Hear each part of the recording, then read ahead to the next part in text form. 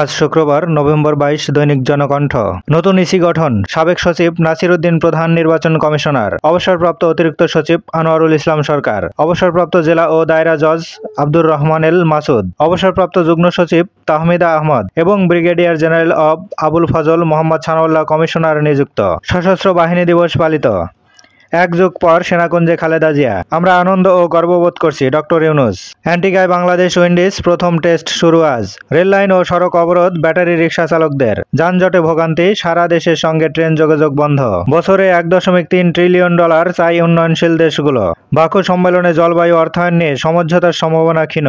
আইসিটির অন্তর্বর্তী আদেশের বিরুদ্ধে আপিলের বিধান থাকছে না। সাংবাদিকদের আইন উপদেষ্টা, আন্দোলনে আহতদের প্রয়োজনে বিদেশ পাঠানো হবে। দীর্ঘমেয়াদী পুনর্বাসনের ব্যবস্থাও করা হচ্ছে।